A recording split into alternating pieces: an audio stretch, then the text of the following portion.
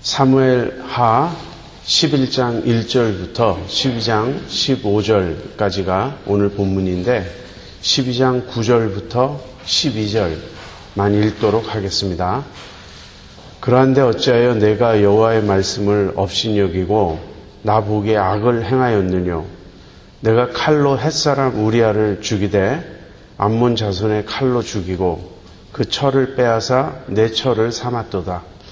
이제 내가 나를 업신여기고 햇사람 우리아의 철을 빼앗아 내 철을 삼았은즉 칼이 내 집에 영영이 떠나지 아니하리라 하셨고, 여호와께서 또 이처럼 이르시기를 내가 내 집에 재화를 일으키고 내가 내 처들을 가져 내 눈앞에서 다른 사람에게 주리니 그 사람이 내 처들로 더불어 백추에 동침하리라. 너는 은밀히 행하였으나 나는 이스라엘 무리 앞 백주에 이 일을 행하리라. 오늘은 밧세바 이야기를 함께 상고하려고 합니다. 아마 다윗 이야기 중에서 가장 유명한 이야기는 골리앗 이야기일 것이에요. 그리고 그 다음으로 유명한 이야기가 이 밧세바 이야기가 아닐까 생각합니다. 아이들은 골리앗 이야기를 더 좋아합니다. 우리 아이들이 어렸을 때 이제 그림책을 펴놓고 골리앗 이야기를 들려주면 굉장히 재밌어하고 굉장히 좋아합니다. 아이들에게 밧세바 이야기를 들려주기란 쉽지 않죠. 그러니까 골리앗 이야기를 들려주는데 한 가지 당혹스러웠던 것은 아이들이 다윗보다 골리앗을 더 좋아한다는 거예요. 골리앗이 기골이 장대하고 굉장히 용맹스럽게 생기니까 자기들은 골리앗이 더 좋다 이렇게 말해서 메시지는 그게 아닌데 자꾸 골리앗 쪽으로 이렇게 관심이 가는 것을 본 적이 있습니다. 반면에 어른들은 골리앗 이야기보다는 밧세바 이야기를 더 좋아합니다. 골리앗 이야기는 믿음으로 골리앗을 물리치는 그런 이야기인데 우리들이 그만큼 믿음이 있다고 스스로 생각하지 못하는 것이죠. 그래서 골리앗 이야기는 우리에게 부담이 됩니다. 어떻게 내가 그렇게 엄청난 믿음을 발휘할 수 있겠는가?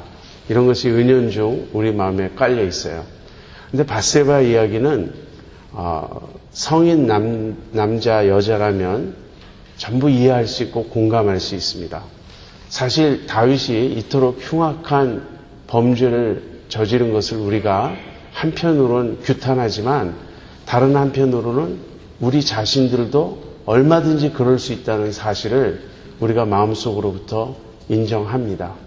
밧세바 이야기는 인간성이라는 것, human nature, 인간의 본성이 무엇인지 그 깊이를 아주 밑바닥까지 파헤쳐서 보여주는 그러한 이야기입니다. 그래서 우리가 밧세바 이야기를 묵상하면서 인간이란 도대체 어떠한 존재인가? 인간의 죄란 과연 어떤 것인가? 이런 점들을 우리가 생각하게 됩니다. 여러분이 잘 아시는 이야기이므로 스토리 자체에는 시간을 많이 쓰지 않도록 하겠습니다. 배경과 사건을 간단히 살펴보면 이렇습니다. 7장에서 다윗이 하나님으로부터 언약을 받습니다. 이 은혜의 언약을 받고 다윗이 너무 감격해서 하나님 앞에 자신을 겸비하고 하나님을 찬양하고 하나님이 행하신 일들을 노래하고 하나님을 인정했던 이제 그러한 내용이 7장에 나왔습니다. 8장에는 다윗이 이스라엘 주변 민족들을 쳐서 평정하는 이야기가 나옵니다. 블레셋, 모압, 암몬, 아람, 에돔 등의 주변 민족들을 전부 평정했어요. 그러면서 8장 15절부터 18절에 이런 내용이 있습니다. 다윗 왕이 이스라엘 백성을 공과 의로 다스렸다. 한마디로 하나님의 통치를 대행하는 아주 정말 이상적인 왕의 모습을 보여줍니다. 그리고 그 뒤에 다윗의 신복들의 명단이 나와요. 한마디로 정부가 구성되어서 이제 아주 탄탄한 그런 통치 기구가 된 것을 우리가 알 수 있습니다. 그 다음에 9장에서는 요나단의 아들 무비보셋을 찾아서 은혜를 베푸는 이야기가 나오고요. 10장에서는 이제 암몬과 전쟁하는 그 이야기가 나옵니다. 다윗이 암몬 왕 나하스의 아들 한운이 새로 왕이 되자 그 아버지 나하스에게 은총을 받은 것을 기억해서 한운에게 은총을 베풀고자 사신을 보냅니다. 그런데 한운이 다윗이 보낸 사신들을 정탐꾼이라고 몰아붙이면서 그들을 크게 수치를 줍니다. 그래서 다윗이 화가 나서 이제 암몬을 쳐서 싸우는 그런 내용이에요. 그것이 오늘 본문의 배경이 되는 이야기들입니다. 이제 11장에 들어와서 이제 밧세바 사건이 터지는데 다윗이 이제 그 모든 다윗의 용사들, 신복들이 다 전쟁터에 나가 있는 중에 어느 날 저녁 무렵에 다윗이 침상에서 일어납니다. 저녁에 일어난다는 것은 그가 지금 굉장히 게을러졌음을 보여주죠. 아무튼 늦게 이렇게 침상에서 일어났는데 한 여인이 목욕하는 모습을 보게 되었어요. 그래서 그 여인에게 욕정을 느끼고 그 여인이 누구인지 알아보라고 말합니다. 그 여인은 엘리암의 딸이요, 그 다음에 햇사람 우리아의 아내였습니다. 근데 엘리암은 누구냐면 엘리암은 아히도벨이라는 사람의 아들이에요. 아히도벨은 누군가? 나중에 여러분 압살롬이 반란을 일으킬 때 압살롬의 모사 역할을 하는 사람입니다. 따라서 지금은 다윗의 모사라고 말할 수 있겠죠. 아히도벨은 이미 나이가 많았고 굉장히 이렇게 모략이 뛰어난 그런 사람이었습니다. 사실 다윗에 굉장히 가까운 그런 거리에 있는 사람입니다. 그래서 아히도벨의 손녀딸이 이제 밧세바였던 거예요. 그리고 그 남편 햇사람 우리아는 다윗의 신복 중에 한 사람인데 그 다윗의 30인의 용사가 있습니다. 그냥 일반 병사가 아니고 그들을 인도하고 그들을 지휘했던 장교죠. 특히 이 30인의 용사라고 하는 것은 그 용맹이 아주 대단히 뛰어난 아주 우수한 그런 장수들을 가리킵니다. 그 30인 중에 한 사람이 햇사람 우리아였어요. 그러니까 그 밧세바의 남편의 얼굴을 보아서도 또 밧세바의 아버지나 또는 할아버지의 얼굴을 보아서도 다윗이 밧세바를 그런 식으로 취해서는 안 되었던 것입니다. 그러나 다윗은 밧세바를 불러서 관계를 맺습니다. 그리고 밧세바가 돌아갔을 때 얼마 후에 임신했다는 그런 기별을 알려옵니다. 다윗은 이제 그 밧세바가 자기와의 관계에서 아이를 가지게 된 사실을 덮고자 이제 햇사람 우리아를 긴급히 전쟁터에서 집으로 불러들입니다. 그래서 우리아가 왔어요. 근데 우리아가 왔는데 다윗이 이제 위로하는 척 하면서 집에 들어가서 쉬라고. 근데 우리아는 집으로 가지 않습니다. 여전히 밖에서 잡니다. 그래서 다윗이 불러서 왜 집에 가서 자지 않았느냐 이렇게 물었더니 하나님의 궤는 영치에 있고 다시 말해서 텐트에 있고 또 그 자기의 그 상관 요압과 왕의 모든 그런 부하들은 지금 들판에 있는데 내가 어떻게 그 편안히 집에 가서 아내와 동침할 수 있겠습니까? 지금 다윗의 계략이 어그러지는 거예요. 다윗은 우리아가 밧세바와 동침하면 지금 밧세바 앞으로 낳게 될 그 아이를 우리아의 아이라고 이제 모두가 생각할 수 있도록 하기 위해서 이 모든 일을 꾸몄는데 뜻대로 되지 않는 것입니다. 하룻밤 더 이제 우리아에게 기회를 줬는데 역시 우리아는 아내와 동침하지 않습니다. 그러자 이제 다른 계략을 씁니다. 자기 부하 요압에게 편지를 써서 그 편지를 우리아의 손에 들려 보내요. 물론 우리아는 편지의 내용을 모릅니다. 편지의 내용은 햇사람 우리아를 암몬과의 전쟁에서 싸움이 가장 극렬한 최전방에 보내라는 것이에요. 그리고는 갑자기 철수함으로써 우리아를 그곳에 홀로 남겨두어서 적의 손에 죽게 하라는 그런 지령이었습니다. 요압이 그대로 합니다. 그리고 햇사람 우리아는 암몬 사람들의 손에 죽임을 당합니다. 자, 다윗은 이 모든 일을 완벽하게 처리했다고 생각했어요. 요압이나 몇몇 사람은 이 사실을 눈치챘거나 알겠지만 그들은 모두 다윗의 신복입니다. 그들로 인해서 이 일이 누설되거나 문제가 될 일은 없습니다. 그래서 완벽하게 비밀리에 이 모든 일을 꾸몄어요. 우리아가 죽자 다윗은 밧세바를 왕궁으로 불러들여서 이제 아내를 삼습니다. 그리고는 시간이 좀 지났어요. 이제 밧세바와 출산할 날이 그리 멀지 않은 그러한 시기입니다. 그러니까 다윗이 범죄하고 꽤 많은 시간이 지난 거죠. 적어도 한 10달 가까이 이렇게 시간이 지난 그런 시점입니다. 선지자 나단을 하나님이 다윗에게 보내셨어요. 그리고는 나단을 통해서 다윗에게 어떤 비유를 말씀하십니다. 두 사람이 있었어요. 한 사람은 부자입니다. 그는 양도 많고 소도 많고 엄청난 부자예요. 다른 한 사람은 그저 양새끼 한 마리밖에 없는 가난한 사람이었습니다. 그래서 그 가난한 사람은 그 양새끼를 너무나 사랑한 나머지 같은 그릇에서 먹고 마시고 또 같이 자고 자기 그렇게 가족처럼 그 양을 아꼈습니다. 어느 날 이 부자에게 손님이 찾아왔어요. 당시 그 근동의 문화로는 손님을 잘 대접하는 것이 예의였습니다. 근데 부자는 자기 양을 잡기를 꺼려합니다. 왜냐하면 아까운 거예요.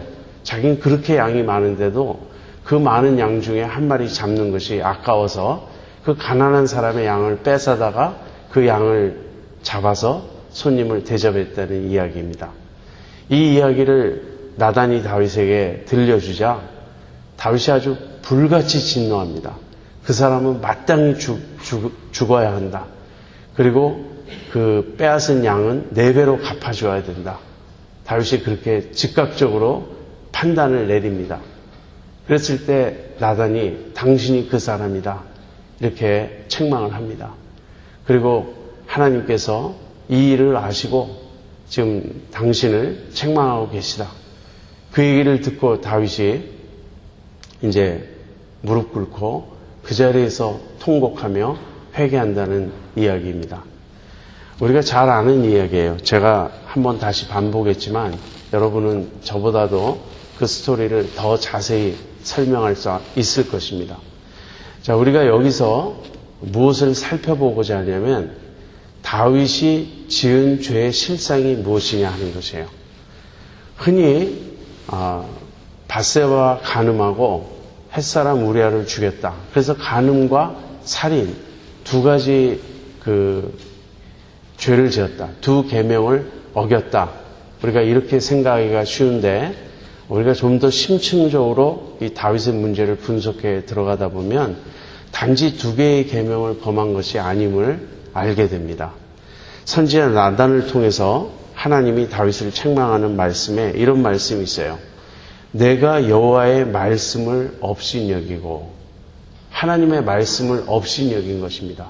다윗의 죄는 무엇인가? 한마디로 계명을 범한 거예요. 근데 어떤 계명을 범했죠? 제7계명 간음하지 말라는 계명을 범했죠. 그리고는 제6계명 살인하지 말라는 계명도 범했습니다. 그러나 10계명의 어느 계명이든 그것을 범하면 자동적으로 따라서 범하게 되는 계명이 있어요. 그것이 무엇인지 아십니까? 그것은 제10계명입니다. 탐내지 말라는 계명이에요. 내 이웃의 집이나 아내나 내 이웃의 가축이나 내 이웃의 그 소유를 탐내지 말라.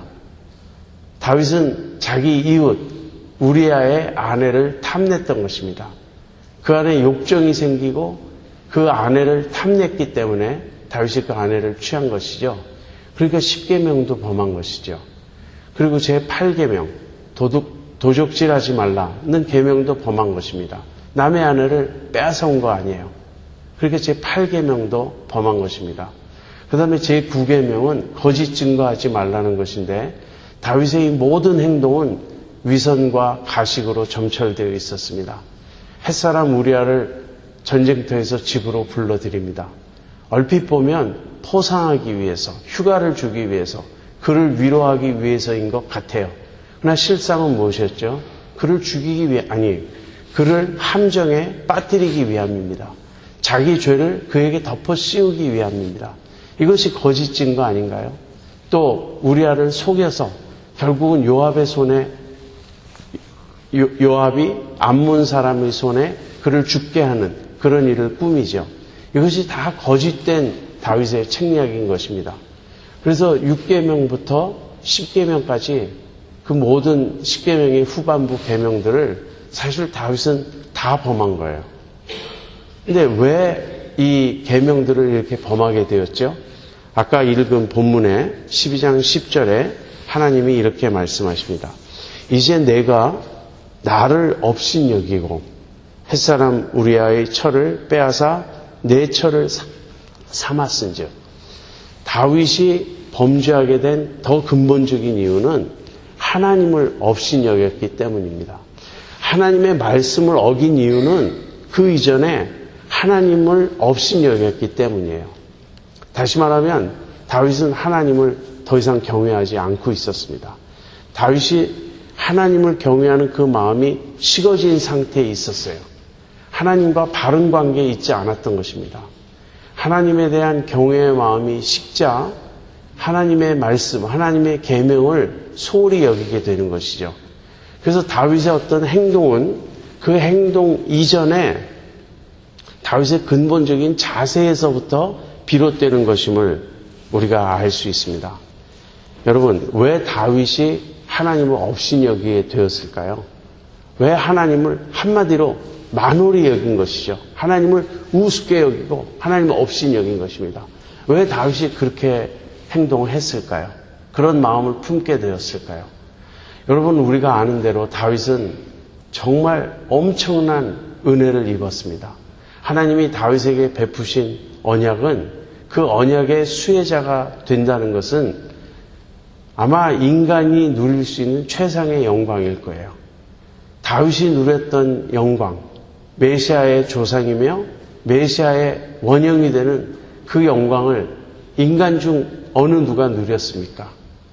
나중에 예수님의 제자들이 저는 굉장히 부럽습니다. 예수님과 함께 3년 반을 같이 다니면서 예수님이 행하신 일을 보고 예수님의 가르치심을 직접 듣고 또 나중에는 예수님이 주신 그 능력으로 자신들도 비슷한 일을 행하고 그러나 예수님의 제자들보다 다윗은 훨씬 더 놀라운 은혜를 입었죠.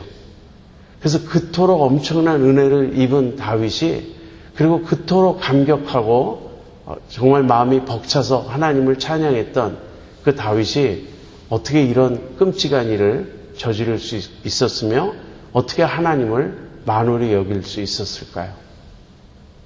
여러분 꼭 기억하세요. 어제의 은혜는 어제의 나를 붙들어 주는 것이지 지금의 나를 붙들어 주는 것이 아닙니다. 우리는 계속 은혜가 필요해요. 우리는 계속해서 하나님의 붙들어 주심이 필요합니다. 다윗은 하나님의 은혜를 당연히 여기게 되었던 것입니다. 우리들도 비슷한 문제를 가지고 있습니다. 우리가 하나님께 정말 감격에 겨워서 정말 마음에 감사가 차고 넘쳐서 하나님께 우리가 고백했던 그러한 순간들이 있습니다. 근데 시간이 지나감에 따라 그 모든 것이 잊혀져 가는 거예요. 덤덤해져 가는 거예요. 그럼 또다시 우리는 모든 것을 당연히 여기고 내가 지금 누리고 있는 이 복에 대한 감사의 마음이 없어지는 것입니다. 그렇다면 왜 우리는 은혜를 자꾸 잊어버리고 또는 은혜를 당연히 여기게 되고 우리의 마음이 그렇게 굳어지고 강팍해지는 것입니까? 바로 우리 안에 있는 죄성 때문이죠. 그것이 인간의 본성이죠.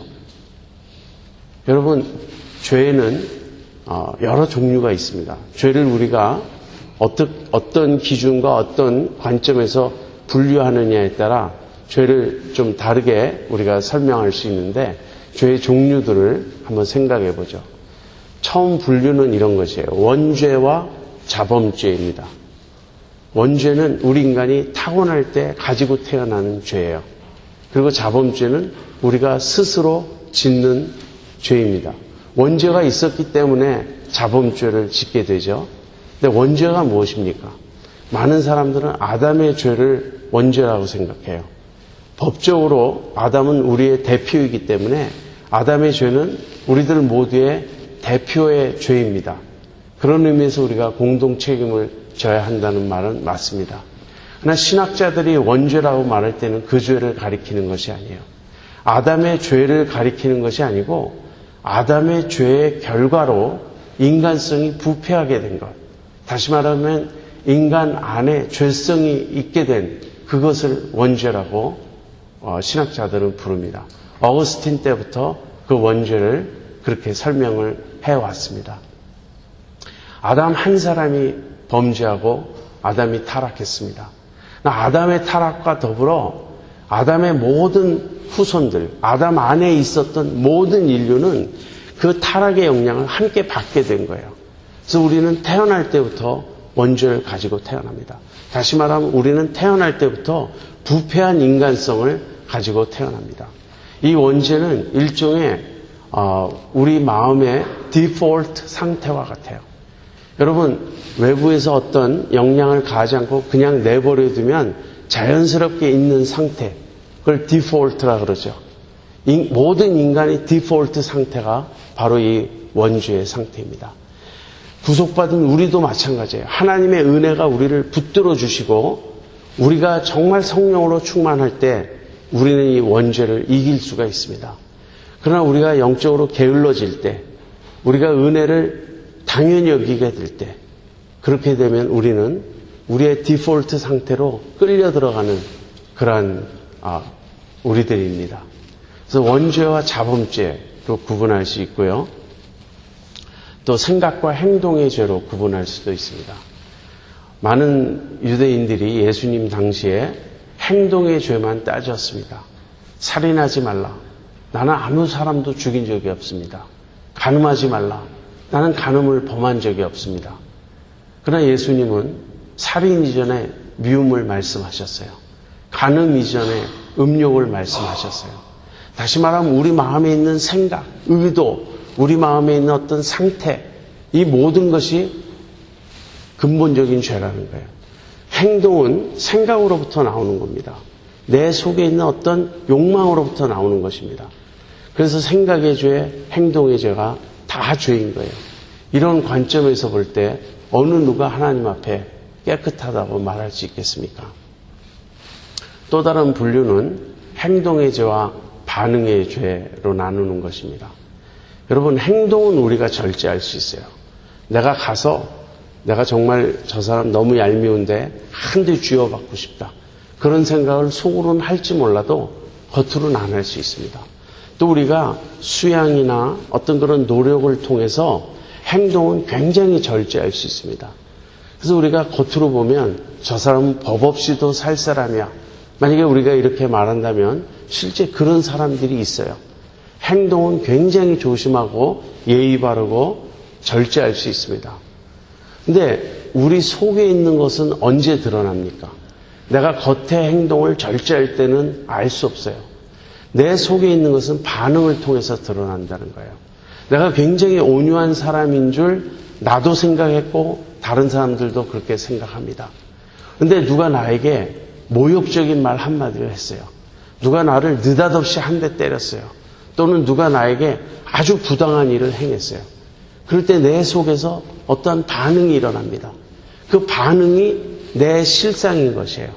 내가 분을 참지 못하고 억울함을 참지 못하고 갑자기 내가 분노해서 막 화를 발하고, 여러분, 내 속에 있는 죄가 그냥 물을 가만 놔두면 그 밑에 모든 게 가라앉아서 마치 그 위에 뜬 물이 깨끗해 보이고 밑에 아무 문제가 없어 보이죠. 그러나 돌멩이를 하나 던져보세요. 그럼 밑바닥에 있는 모든 찌꺼기들이 다 일어납니다. 마치 그것과 같아요. 우리는 반응으로 죄를 짓습니다. sin of action이 있는가 하면 sin of reaction이 있는 거예요. 이 리액션이 보여주는 바가 우리의 본성입니다. 인간은 모두 본성에서 문제가 있어요. 그릇되어 있습니다. 그런데 또 다른 분류 하나를 생각해 보죠. 이것은 범하는 죄와 하지 않는 죄의 구분입니다. 범하는 죄란 무엇인가? 하나님이 하지 말라고 하신 일을 하는 것입니다. 그래서 이것을 sin of commission이라고 보통 부릅니다. 영어로는 trespass 또는 transgression. 넘어가지 말라고 경계를 그어 놓으셨는데 그걸 넘어가는 것입니다. 하지 말라고 하셨는데 하는 것입니다. 그래서 우리는 많은 경우 이 범하는 죄, sin of commission에 초점을 맞추는 경향이 있습니다. 그래서 아까도 하지 말라고 한 것은 난 안 했습니다. 살인하지 말라, 간음하지 말라, 난 안 했습니다. 우리가 이렇게 생각해야 참 쉬운 것이죠. 그러나 sin of omission이라는 게 있어요. 그것은 하라고 한 것을 하지 않는 죄입니다. 마음과 뜻과 목숨과 힘을 다하여 주 너의 하나님을 사랑하라. 우리 중에 어느 누구도 하나님을 이렇게 사랑한 사람이 없습니다. 내 이웃을 내 자신과 같이 사랑하라. 우리 중 어느 누구도 이웃을 그렇게 사랑한 적이 없습니다. 다시 말하면 하라고 한 것을 하지 않는 거예요. 그래서 신학자 칼 바르스라고 하는 분은 인간의 가장 근본적인 죄는 나태다 이렇게 규정을 했습니다. 영어로 슬로스라 그러죠. 나태, 게으름, 하라는 걸 하지 않는 것. 하나님을 사랑하라 그랬는데 하나님 사랑하지 않는 것. 이웃을 사랑하라 그랬는데 사랑하지 않는 것. 단지 내가 하지 말라고 하는 것을 지금 안 하고 있으면 내가 다 지금 주님 뜻대로 살고 있는 양 착각하고 편안하게 있는 것. 그것은 사실은 나태의 죄를 범하고 있는 것이다. 칼 바르트는 그렇게 말했습니다. 여러분, 그런데 왜 우리가 나태해지죠? 여기서 나태란 말은, 여기서 게으름이란 말은 하나님을 사랑해야 할 대로 사랑하지 않는 게으름이에요. 이웃을 사랑해야 할 대로 사랑하지 않는 게으름이에요. 왜 우리가 하나님을 사랑하는 일을 소홀히 하고 이웃을 사랑하는 일을 힘쓰지 않는 것일까요? 여러분, 그것은 우리가 해야 할 일은 게으르지만 하지 말아야 될 일에는 굉장히 부지런하기 때문입니다. 무슨 말입니까? 자기 사랑 때문에 그래요.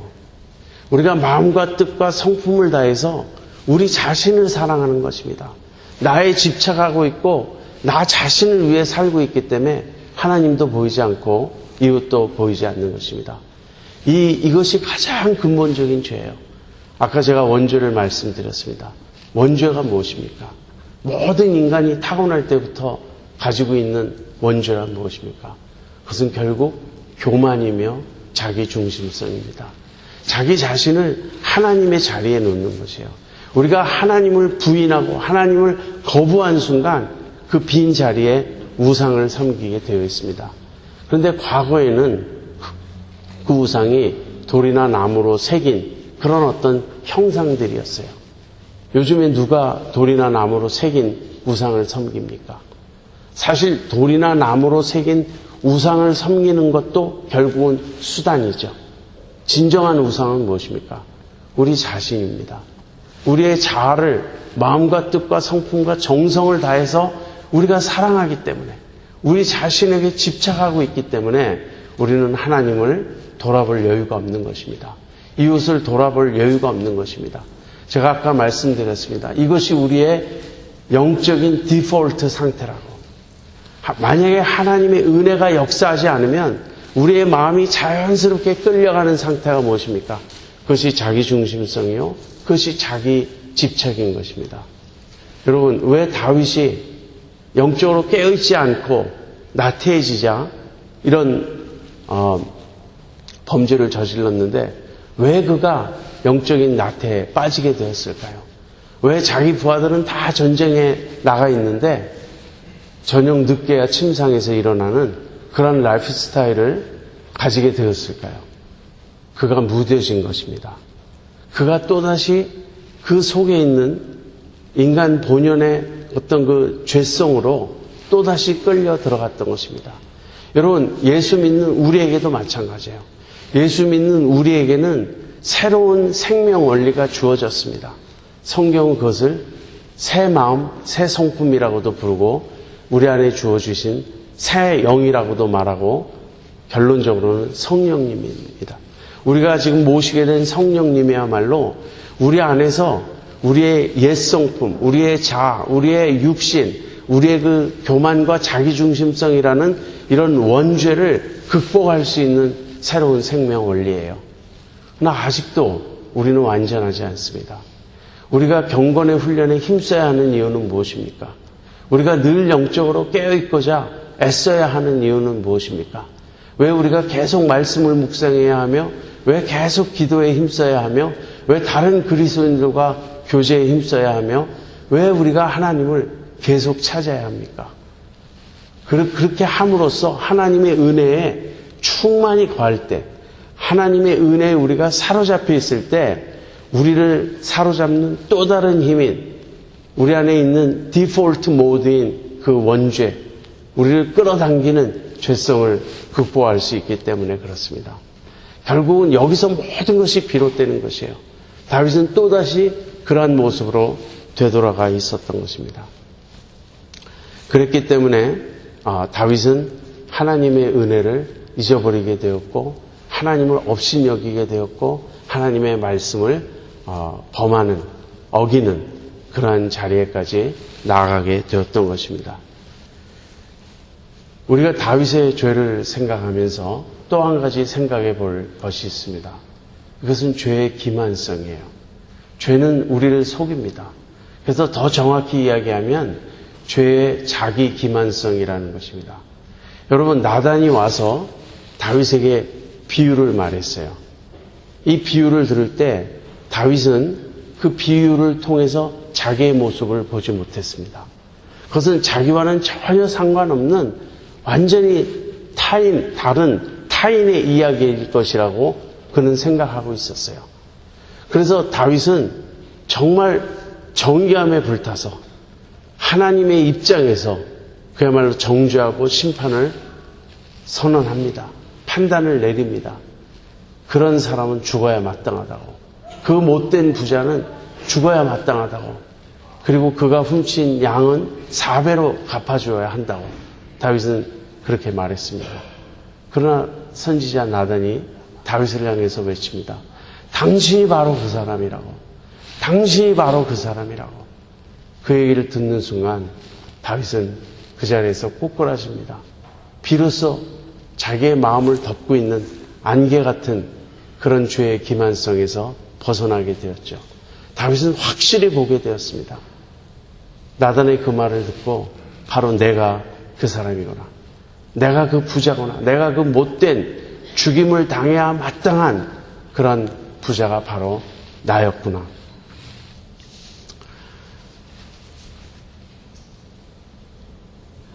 여러분, 모든 죄는 결국 자기 기만적입니다. 우리가 어떤 죄를 지을 때, 그 죄를 지을 때 우리는 첫째로 그 죄의 대상인 사람을 속이는 것입니다. 그러나 한 걸음 더 나아가 하나님을 속이는 것입니다. 그리고 더 근본적으로는 자기 자신이 속고 있는 것입니다. 여러분, 다윗이 밧세바를 범했을 때 하나님이 그 사실을 아신다는 사실을 그가 무시했던 거예요. 그리고 하나님의 계명을 범하는 것, 특별히 이렇게 남의 아내를 취해서 간음을 저지르는 이 행동은 이것은 돌에 맞아 죽는 엄청난 형벌이 뒤따르는 그런 죄악임을 다윗이 알았지만 알면서도 소홀히 했습니다. 괜찮을 거라고 생각했어요. 왜 그렇죠? 속은 것입니다. 여러분, 우리 조상, 최초의 조상 아담과 하와가 선악과를 따먹은 이유는 뭐죠? 속은 것이죠. 하나님은 너희가 정령 죽으리라 그렇게 말씀하셨는데 뱀은 결코 죽지 아니하리라 그렇게 귀에다 속삭였죠. 여러분, 우리가 죄를 지을 때 우리는 항상 그렇게 스스로 속고 있는 것입니다. 하나님이 눈 감아 주시겠지. 이 정도는 가벼운 문제니까 넘어가 주시겠지. 그래서 우리는 마음속으로 어떤 죄를 지을 때 두려움이 없습니다. 우리가 거짓말을 할 때, 우리가 남을 미워할 때, 우리가 슬쩍슬쩍 속일 때, 우리가 마음속에 음욕을 품을 때, 또는 해서는 안 되는 어떤 행동을 할 때, 우리가 왜 그렇게 행동하죠? 그것은 우리도 모르게 우리 속에 속고 있는 거예요. 하나님이 보시지 않겠지. 또는 하나님이 보신다 하더라도 넘어가 주시겠지. 하나님이 이 일을 인하여 나를 그렇게 크게 책하지는 않으시겠지. 이런 생각이 은연중에 깔려 있는 것입니다. 정말 우리가 죄의 실상을 안다면, 그리고 그 죄가 불러일으킬 하나님의 진노의 실상을 안다면 우리가 어떻게 죄를 지을 수 있겠습니까? 지금 주님이 내 앞에 계시는데 내가 그 주님 앞에서 내 입으로 거짓말할 수 있습니까? 내 입으로 다른 사람 험담할 수 있습니까? 내 입으로 음담패설을 말할 수 있습니까? 만약에 주님이 계시다면 우리는 절대로 그러지 않겠죠. 그러나 우리는 알고 있어요. 주님이 보신다는 사실을. 그러면서 동시에 주님이 보신다는 그 사실을 우리가 모르고 있는 것입니다. 왜 그렇죠? 우리의 의식이 무엇인가 덮여 있어요. 우리의 의식이 혼미해지는 것입니다. 이 혼미해짐, 의식의 불투명함, 이런 것은 왜 일어나는 것입니까? 이것이 죄의 기만성입니다. 여러분, 제가 이 죄의 기만성을 뼈저리게 느꼈던 어떤 때가 있었어요. 어떤 경우가 있었어요. 여러분 혹시 Life is Beautiful이라는 영화를 보셨습니까? 이탈리 영화인데 그 영화를 보셨으면 제 말을 아주 더 쉽게 이해할 수 있는데 대강 제가 내용을 말씀드리면 이런 것입니다. 거기 주인공이 구이도예요. 이 구이도라는 사람은 호텔 식당에서 웨이터로 일합니다. 근데 그 호텔에 늘 찾아오는 독일인 의사가 있었어요. 이 독일인 의사는 이 수수께끼, 리들에 아주 미쳐있는 사람이에요. 그래서 항상 식사도 하지 않고 그냥 음식도 그냥 놔둔 채 홀똘히 그 수수께끼를 푸느라고 정신이 없습니다. 그때마다 이 구이도가 도와줬어요. 구이도는 이 수수께끼 푸는데, 리드를 푸는데 천재적인 머리를 가지고 있어요. 그래서 이 독일인 의사가 막 답답해하면 아주 쉽게 그것은 이것 아닌가요? 이런 식으로 답을 풀어줬습니다. 자, 그러던 어느 날 구이도가 유대인입니다. 그래서 결국은 이제 수용소에 끌려가게 되었어요. 2차 대전 그 나치의 그 지배하에 이야기입니다. 그래서 지금 구이도는 이 유대인 수용소에 끌려가가지고 이제 거기서 신체 검사를 받습니다. 그런데 신체 검사를 하는 그 의사가 바로 그 호텔에 늘 찾아오던 독일인 의사였어요. 구이도는 이제 사력을 다해서 필사적으로 자기의 존재를 알리려고 합니다. 마침내 그 의사가 구이도 앞에 와가지고 구이도를 이제 신체 검사하게 되었어요. 구이도는 눈을 뻑뻑이고 여러 가지 그 노력으로 자기의 존재를 알립니다. 그러자 그 의사가 아는 척을 해요. 알겠다고. 그러고서 이제 시간이 지났어요. 이제 그 의사가 신체 검사를 마치고 별 말 없이 돌아갔습니다. 구이도는 이제 그 의사가 자기를 위해서 무슨 일을 해줄 것이라고 생각했습니다. 자기를 거기서 건져줄 것이라고. 이제 자기는 살았다. 이렇게 생각하고 있었어요. 그러던 어느 날 그 의사가 이 구이도를 부릅니다. 그리고는 정말 처연한 표정으로, 불쌍한 표정으로 구이도에게 자기를 도와달라 그래요. 구이도는 어이가 없었습니다. 지금 도움을 받아야 될 사람은 자기인데 그 의사가 왜 자기에게 도움을 달라 그러는지 그 의사의 고민은 이것이었어요. 어떤 수수께끼를 풀어야 되는데 도무지 그 답을 알 수가 없다는 거예요. 그 리드를 풀어야 되는데 아무리 생각해도 그 해답을 모르겠다는 거예요. 그러니까 구이도 너는 천재적이니까 이 해답을 좀 나에게 가르쳐 달라고. 구이도는 얼이 빠졌습니다. 지금 자기의 목숨이 왔다 갔다 하는 위급한 상황인데 그 의사는 구이도가 처한 곤경에 대해서는 눈꼽만큼도 신경 쓰지 않아요. 그리고는 오히려 구이도에게 그 수수께끼 푸는 걸 도와달라 그럽니다. 구이도가 어이가 없어가지고 자기가 무슨 말 하는지도 모르게 그 의사의 말에 대답을 하고는 자기 숙소로 돌아옵니다. 물론 그 후에 이제 그 독일인들 그 어떤 식당에서 일하는 자리를 얻게 해주고 그런 이제 일이 뒤따릅니다. 그런데 제가 그 영화를 보면서 너무너무 분노가 치밀었어요. 그 의사의 무신경, 그 의사의 무감각함.